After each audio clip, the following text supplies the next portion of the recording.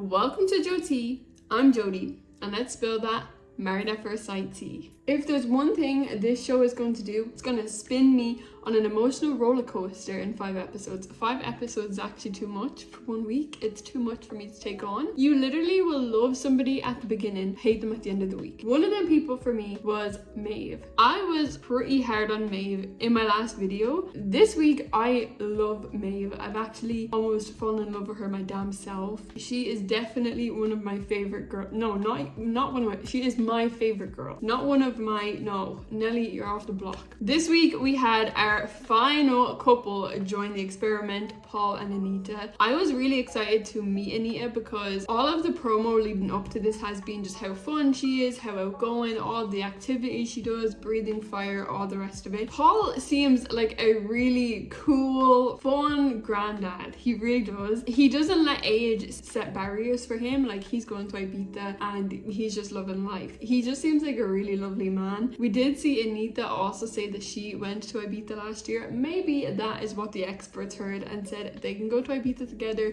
let's match them. Because after actually meeting them for more than 5 seconds, I quickly realized they weren't going to work. They do it all the time. These experts, they put the VODs out there. Maybe, just maybe, the experts only see the VODs too, and they never actually meet them or understand their personalities, which can't be true. We said in my last video, we hope they do at least 5 interview round processes to actually understand these people, see what they're looking for. I can sit here and tell you, this is what I want, this is what blah, blah, blah. But then if you talk to me for more than 10 minutes, you'll probably realize this person is chatting shit. They don't want that. They want the exact opposite. And that's what a lot of these people do. They don't want what they said in their VOD. I feel like I need to have a conversation with the experts to see how their process works. They do seem very similar. They both are the life of the party, adventurous people. At first, I think that this could be a great partnership and they could have a lot of fun together. Anita was going on about how she wanted the silver fox. She wanted somebody funny. And I think they found her that. I think Paul was a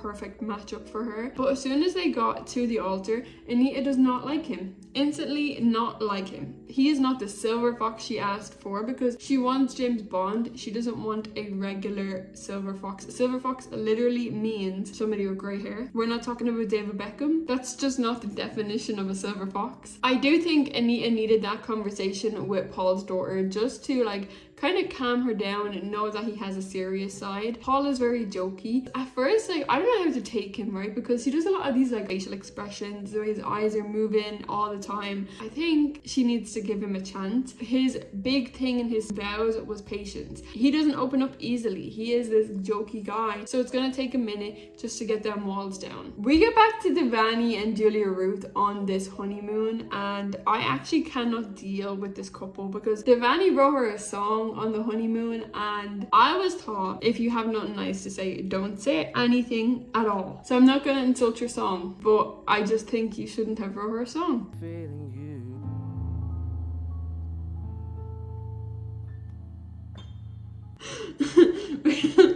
Moving on. Rebecca actually seems to really like Bailey on this honeymoon. I was surprised because I actually thought that was not gonna work. They did the dancing thing on the honeymoon. Since then, you can actually feel the chemistry through the screen. On their honeymoon, they got a weather warning, so they had to stay inside. Bailey set up a little date for her and stuff. She's fine with him having kids. I didn't think she would be. So it's good to see that they actually like each other because I was getting worried that we had no couples that liked each other this year. We quickly noticed on the honeymoons, now we did only get 1 day of Paul and Anita's honeymoons. So some people we got a lot more, some we only got 1 episode. From what we got is that he's just jokey 24/7, and I do think that's a barrier for him. He's 60 something years old, I believe. He is gonna have them barriers there. He doesn't ask her any questions. Paul doesn't ask Anita anything. She's even asking him, what do you want in marriage? What do you think love is? And he's like, I don't think about it. He's not exactly ready for marriage. He doesn't know what marriage is. He doesn't know what he wants from a marriage. Anita keeps saying he's on a self-discovery journey and she's on a love journey. And if I hear her say that one more time, I'm gonna skip past all their scenes because she keeps repeating herself. Another thing she keeps saying is they're not even on the same book. I hate that word. I hate when people say that. It's called a book. That's just the English word for it. She keeps repeating herself. I think she's worried that she's not going to get it into the edit, so if she keeps saying it, they have to put it in the edit. He is very cold towards her. Fairly quickly, we had move-ins. Sarah is crying actual tears at the thought of living with Dean. I need to be set free.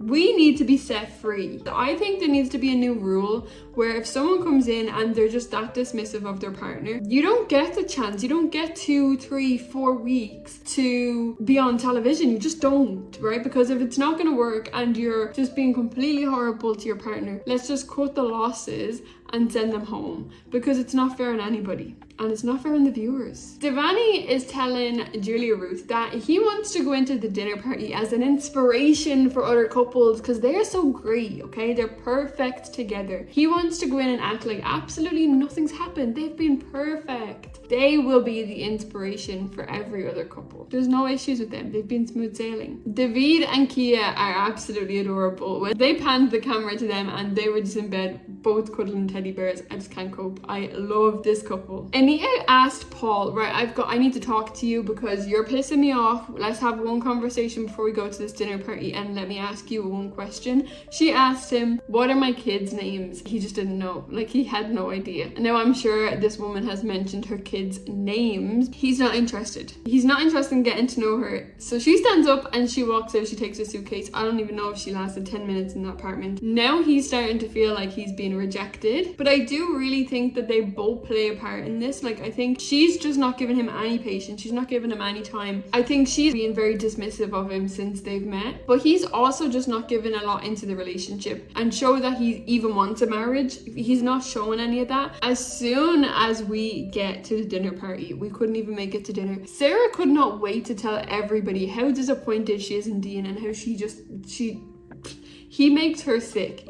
She just couldn't wait to tell everybody her business. The first thing she wanted to do was tell everyone that she didn't like Dean. I was disappointed.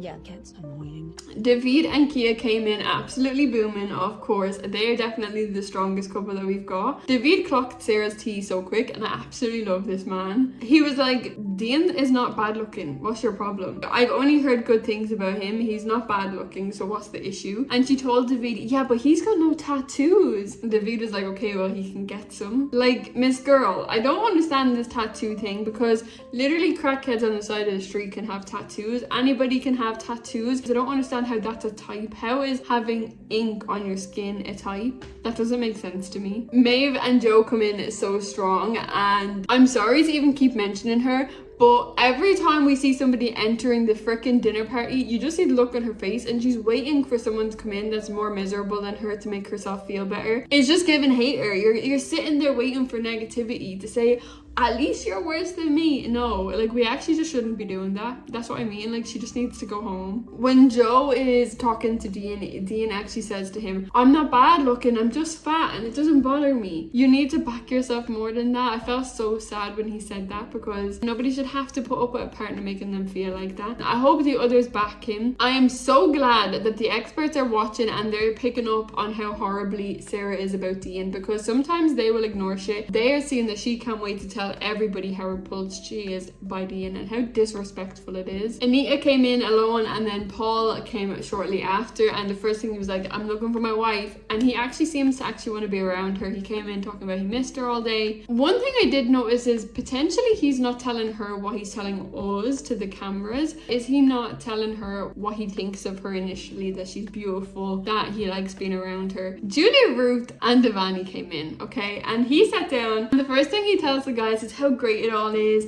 She's the yin to my yang. We're like the same person in male and female. And it's like, what world are you actually living in? Because Julia Ruth on the other side of the room telling people how hard it's been, that he's trauma dumping on her, he's too short, it hasn't been good, while he's telling the other side of the room that they are the yin to each other's yang. We're literally like yin and yang, like we're literally the exact same person, bro. Yeah? He's a lot shorter than me. He's like trauma dumping his past and everything. Davide and Keye are the best. Honestly, I'll probably say this for the rest of the season. They're sitting next to each other, obviously in different groups. Keye is listening to what Davide is saying, and Davide is listening to what Julie Ruth is saying. And then they turn around to just get like a quick report on each other. And Davide is like, what's his report? How's it going over there? Keye is like, he says they're perfect together. And Davide is like, interesting, because Julie Ruth hates him. That has to be one of the best scenes I've seen on Married at First Sight, just the way they're like going back and forward, reporting to each other, being double agents. What do you know so far? Oh, he's really happy. They match energy, and it's really cute. Okay. They're like the same person, male, female. Okay. They're like super cute. Like super happy. Okay. Is she happy? I don't know. It didn't look like. Not like. When he seems something on, come back to me. They're definitely going to bring the entertainment, if not the drama. So when Julie Ruth hears that Davide is telling everybody that it's perfect, she gets really upset. Sarah is absolutely thriving off the fact that Julie Ruth is not having a good time. She's obsessed with it. When Julie Ruth did confront Davide, he said that it's not true. People are lying. It's not true, okay? Everybody else is lying. Davide never said any of that, even though it's on camera. We see at the dinner table, Sarah wants the other girls to slag Dean off with her. You can see the way she keeps making comments. She's waiting for them to join her in the slagging, and it's disgusting behaviour. He keeps calling himself the funny fat kid. He's like a Care Bear. This dinner party really had me thinking that Ashley and Grace could come out as the strongest couple in this experiment, which would be absolutely mind-boggling if that happens. We also see Nellie really open up at this dinner party about how she self-sabotages. I wish she wouldn't doubt herself so much. You know, we see her saying that she's asking Stephen if he thinks anybody else there is better looking than her and stuff. Don't self-sabotage. Get out of your own head. Unfortunately, I think that's what Nellie is going to do. Joe and Maeve have shocked me. They've just come together so beautifully, and I love it. At the dinner party, they were like, I just want to go home and cuddle. They didn't even want to be out with other people, just wanted to go home. I just want to go home. It's not over yet. Absolutely love that for them. Rebecca and Bailey were asked who is the weakest couple, and her saying Paul and Anita or Julia Ruth and Davide is absolutely bullshit to me, because although they are not the strongest couple at all, I don't think they're the weakest. Is Sarah her friend or something? Because Sarah and Dean are the weakest couple. Then we get to the first commitment ceremony. Davide and Julia Ruth are on the couch, and she is absolutely tapped out. She's done. She's not even going to try. She's blaming it on the trauma dumping. She's blaming at him going at her, but really she's been done since the morning of the wedding. The morning after the wedding, she woke up, the high of the wedding was gone. He just wasn't good enough for her. That's literally all it was. The high of the wedding was gone. She had realized he's sure she wrote him off that morning, and now she will just take everything and add it to her pile of lists of why she's going to give up. I don't think she's going to try in this relationship at all. I do think she's here for the cameras. But I really like that the experts pointed this out, because I actually didn't even pick up on this until they said it. Him telling her his biggest fear on her request, by the way, she asked him, and this is her casual conversation of what's your biggest fear in life. Like only children would say like, my biggest fear is spiders or heights or something. That's childish. As an adult, that's not your biggest fear in life. You asked what's your biggest fear in life, and he told you. She said it was the deepest conversation she's ever had in life. How that's the deepest conversation you've ever had in life, I don't understand. Are you actually an adult? When we got to Sarah and Dean on the couch, she told the experts that she was expecting someone at the end of the aisle that looked like he just got out of prison, was covered in tattoos, and was such a bad guy. She specifically told them that she didn't want that at the end of the altar. So why the fuck were you expecting it at the end of the altar when you told them that's not what you wanted? You literally told them, my usual type is this, but I don't want that because it hasn't worked for me. And you haven't shut the fuck up talking about it since you got on the show. So why would you even bother telling them that you don't want that when that's what you were expecting? Why the fuck do women tell you one thing when they mean another? I don't get it. You're telling them, this is not what I want. And then when they ask you, but what did you expect? Well, I expected what I told you I didn't want. Make it make sense. She doubled down on that couch though and said she expected somebody that goes to the gym. With all due respect, I don't think you have a gym membership. So I just don't understand that judgment. I absolutely love Paul for giving her the truth, but I feel like he went a little bit too light on her. She sat there and pulled the I'm just a girl shit and started crying. She was really panicked and she didn't mean it. Like, oh my god, she didn't mean any of that. Cut the fucking crap. You're only upset that you got caught and you don't want the public to hate you. We see what's going on cameras. You think that they're not catching your conversations? Like, now you've decided, oh, the public are really gonna hate me, I need to get on my best behavior. The way Paul put it and let her get away with it, she went away with the impression she just did a little bit of disrespect, and the only thing she did that was disrespectful was say that he gave her the ick. That's not even the disrespectful part, and the fact that you think so means you have no self-awareness. And realistically, if he had have kept going at her, he would have got a bad rap because she's a girl and he's a grown man. I can't with that shit. Do you know what I mean? The experts even gave her a chance. They were like, you keep saying Dean needs to stop singing, stop rapping, go to the gym, be smaller, get tattoos. What do you need to change? She's like this. She keeps looking at Dean to save her, and it's like, can you leave that poor man alone? And she's like, I don't think I have to change nothing. I haven't done anything. I think I'm fine. I don't have to change anything. The whole time she's talking, she keeps looking at Dean to big her up as a person, because that's what he does.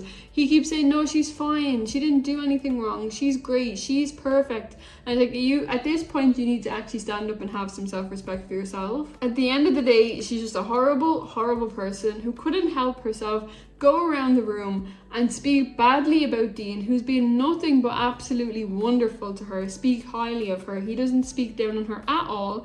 He speaks the highest of highs to anybody who asks him. She goes around telling every single person who'll listen, including production, how much she doesn't like him. She just can't help herself. I didn't mean to laugh. Well, you were. Okay. He keeps calling himself the funny fat kid.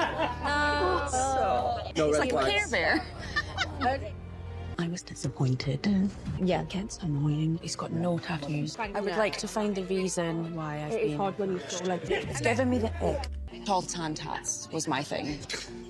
Always wanted to rip their clothes off and just eat them. She's sitting there wiping at absolutely no tears. She's not sorry at all. I don't know why she's acting like she's a victim. Lee and Leah were on the couch, and Lee did express that Leah is not her type. She's not masculine enough for her. She did express that she's also really shut off from her past relationships, and she's acknowledging that she needs to find a way to open up if her and Leah ever want to have a real relationship. So accountability is a step. Anita is actually the first person to write leave. At the end of the day, that's being true to yourself. If in 1 week you've had enough and you actually just don't want to do it anymore, yeah, write leave, fair enough. But I just don't think she's given him a chance. Joe was sick, so Maeve was by herself on the couch, and this is where I actually started to just really love her as a person. Do you know what? Like, you can see her personality and her soul coming through the persona and the facade that she puts on. She thinks that Joe is too good for her, and honestly, in no world is that true. He's just not. It's really sad to hear that she thinks that, because it's just not true. I think Paul is really right in the advice that he gave, that she needs to give herself the love that she gives out, because she gives all of the love out, and I think that's just a part of her being a young single mom. I think that would play a part into it, but she just needs to learn how to give herself a little bit more of that love. We can see that Nellie is self-sabotaging on another level. Her trust is completely damaged, but she's absolutely definitely going to self-sabotage this relationship because her trust is so damaged from her past relationships. She said she was in 3 and they all cheated on her. You can't put that on someone else. As bad as it is and as hard as it was for her to go through that, she can't put that on Stephen because he wasn't the one that done it. Now we do see that Nellie and Stephen hit a bump, and I seen it coming. They went to a bar after the commitment ceremony. Now I found that at the commitment ceremony, Stephen was very attentive to her. She was getting upset. She was telling her how she felt. Straight away he was comforting her, and that in itself is reassurance. Maybe she just doesn't recognize that. Apparently the group were asking him to give her compliments,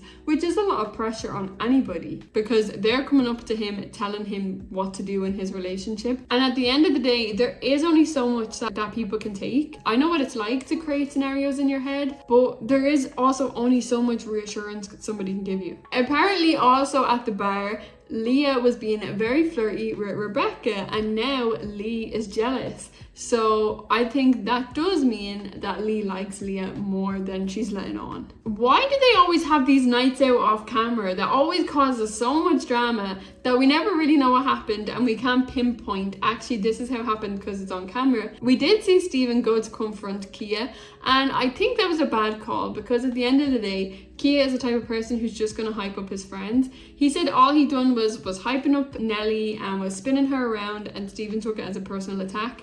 At that point, it's like, that's why I don't know what's going on with Nelly and Stephen. I think they have their own issues individually and as a couple, and they need to just not involve other people in that. And I think also in the fact that Nelly needs to understand other people are here for their own relationships, not to help her and fix hers. Now, one thing I have noticed, especially when they were doing the intimacy week, when Lee does put in some effort, Leah always makes slick comments. Now, I've been Team Leah since the beginning, but the more I'm getting to know them individually and as a couple, I am starting to notice when Lee does try something, Leah will make a slick comment, and it's always in a group, which is embarrassing for Lee because she's trying, she's putting herself out of her comfort zone, she's doing things, and you're ruining it. Julia, Ruth, and Davide had a list of values and morals, and they had to like rank them 1 to 9, compare them to each other's to see their compatibility type of thing. The only thing I think I noticed that they had the same was honesty, and I think they both had it at like number 3 or somewhere between 3 and 5. Julia Ruth made such a big deal out of it and was like, this just shows that we're not compatible,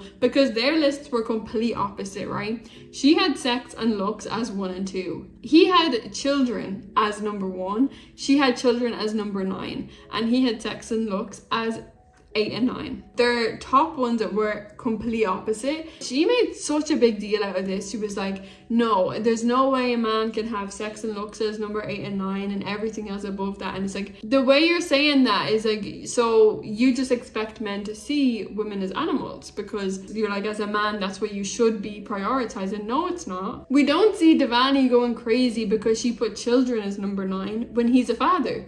She put children as number 9 knowing that he's got a child, and she doesn't think that's an issue. She was also offended that he had ambition, money, and occupation above that. I think Davide is just a deeper person. If you don't have ambition as a human being, what the fuck do you have? Occupation ties in with your ambition, and money ties in with all of that. It's very confusing to me how she doesn't understand that, and I think she's just very shallow in the way she thinks. She brings it up to the group, and she was like, as a man, sex and looks as a number 8 and 9 is not okay. And it's like, what do you mean as a man? Because as a woman, why is children number 9? If that's the way we're talking, that should be the correct response, because as a woman, why is children number 9? It really annoys me how she's judging him and not accepting him as he is. We seen Joe set up like a little birthday tree for her. It was very cute. We also seen their task this week was Paul came over to the apartment, and their whole challenge was actually just to pour love into Maeve, and I really loved it. Dean and Sarah are in their first argument. It's the first time we've seen Dean stand up for himself, and it doesn't last fucking long.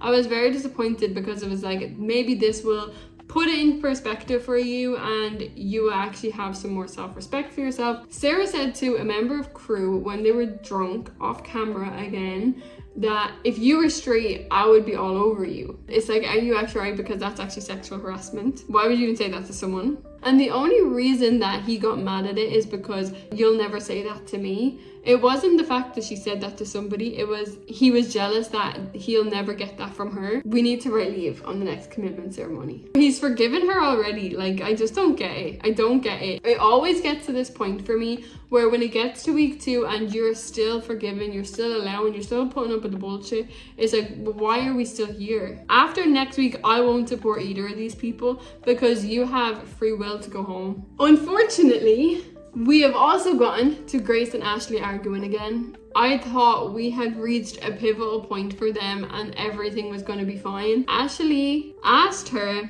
if she wanted to go get her nails done. He noticed that they were overgrown, and he knows from having sisters, when they're overgrown, you go and get your nails done. So he offered, why don't we go get your nails done? A tentative, considerate man. No. Not at all. To Grace, that is extremely offensive, and how dare you tell me to get my nails done when he didn't tell you to get your nails done. He just offered to, let's go get your nails done. You know, it shouldn't be an offensive thing. I don't think that's actually a really big topic this season of a man telling the woman what to do is very like triggering. Why is that a thing? And since when is it a thing? The only thing I'll ever be offended by or triggered by, if they're even the right words, and it's not even just by a man, anybody telling me that I look better with a smile, because my face just naturally doesn't smile. But that's the only thing I'll ever get annoyed by, and I don't actually care who says it to me. It's not a man or a woman thing. Getting offended about like what to wear or what, no. Why are you offended by that? Anita and Paul were chilling out. They were ready to go to the dinner party, and then she decides that she doesn't want to go with him. I actually think that's just so childish. She really made him go by himself, and I think that's just so fucking weird. Her excuse was she doesn't want to lead him on, and yeah, no, that's bullshit too, because you're actually just not even giving him a chance. And then we get to the absolute kickoff of the whole season. First things first, Nelly has a broken rib. Are we so for fucking real right now? That girl does not have a broken rib, or she would not be sitting in an apartment. She would not be sitting on a couch, curled up on a couch, drinking tea, walking in heels, jumping all over the place, having free movement. This girl does not have a broken rib. I don't even think she has a fucking bruised rib. I read something on Twitter and a little bit of me believes it. It was the first night that Stephen went out. He's been dealing with his dad in hospital, so he's got a lot on his mind. He was with the cast members. It wasn't like he was just out in a random nightclub. He was in the bar downstairs. I don't actually know why she didn't go with him, but she didn't go with him. Then suddenly she falls in the bathtub, she breaks her rib, and she needs him to come home. The fact that he doesn't come home, obviously he doesn't care about her anymore. You don't want him to be out? That's actually what it sounds like to me. It's weird. If that's what happened, it's very weird. But she definitely didn't break her rib, and the experts keep saying she has a broken rib. No, she doesn't. You guys would be sued if you had a person on TV with a broken rib and not taking them to hospital. Apparently on this night out, Stephen was bragging about his sex life before going on to the experiment. That's weird, because you're in a relationship now. You shouldn't really be bragging about who you've slept with in the past, right? But what we do see is before Nelly and Stephen even arrive, okay, Julia Ruth gets in. She comes in with the intentions of telling everybody about these comments, right? She cannot wait to tell everyone about the comments. She's done with her relationship now, so she needs other things to keep her occupied. The first person she went to tell, this one was interesting for me. She went to Leah, right? And I think the reason she went to Leah is because we can tell Leah will be the easiest one to kick off, because she doesn't give a fuck about what anybody has to say. She'll just say it as it is, right? But Leah didn't kick off. When Stephen comes in, Leah pulls him to the side and says, look, this is what's being said. I think if you do really care about Nelly, you kind of need to figure your shit out.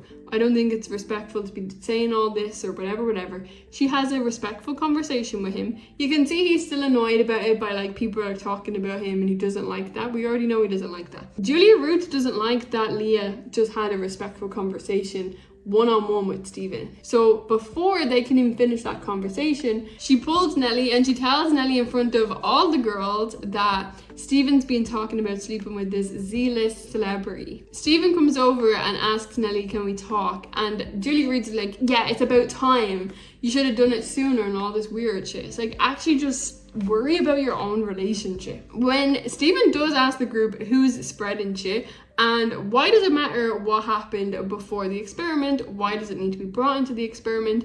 My only response to that is it's only being brought into the experiment because apparently you were talking about it on this night at the bar. And if you didn't speak about it at the night at the bar, people wouldn't know about it. Now, when he's confronting the group and he wants to know who's spreading shit, Julia Ruth starts shouting and keeps calling Maeve, trying to get Maeve involved in it, when Maeve clearly just wants to sit pretty beside her man, and her man is saying, don't get involved in this, I don't want to be involved in the drama. So she doesn't, she respects him and stays there, doesn't get involved in the shit. Julia Ruth just keeps going. Davide actually sinks into the chair. He's not backing up his wife. Then she even started to repeat his comments. Now I understand that she maybe is repeating the comments to prove that he did say these things. But repeating these comments was just actually not called for. Like, you're repeating these things that he said about this woman that are not nice, saying that she gives sloppy head and she's not good and all. You're bringing this to TV. and it has potential to get leaked who he was talking about. I thought it was hilarious though. Keye and Davide hadn't arrived by then, and they were filling them in like, oh, you just missed all the drama, because Stephen actually stormed out and said they're all cunts. Keye said, I mean, haven't we all slept with Z-listers? And Davide said he thought it was normal. One thing Anita keeps saying is she has no time to waste. She wasted 17 years and she has no time to waste.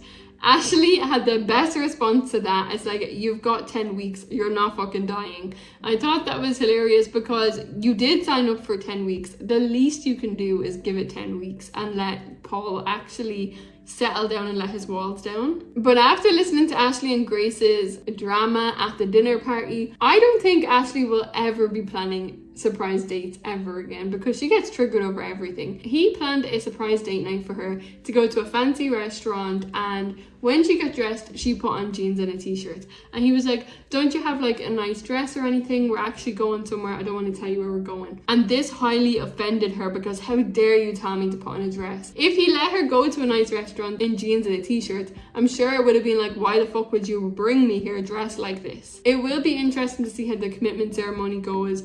But I think, unfortunately, they are on TV and people are very concerned about hitting a nerve with the feminist community. I don't think they will be able to hold Grace accountable for this one, because they keep talking about it as if she's just an independent woman. It's a lot more than that. It goes a lot deeper than that. I think men just trigger her. I think she's almost triggered by being a woman. It's like she triggers herself. But I hope you guys enjoyed this video. Please don't forget to like and subscribe so you don't miss next week's episode, next week's video. Let's talk in the comments. I want to hear all your opinions. Do you understand my points of views? Do you agree with me on most of them?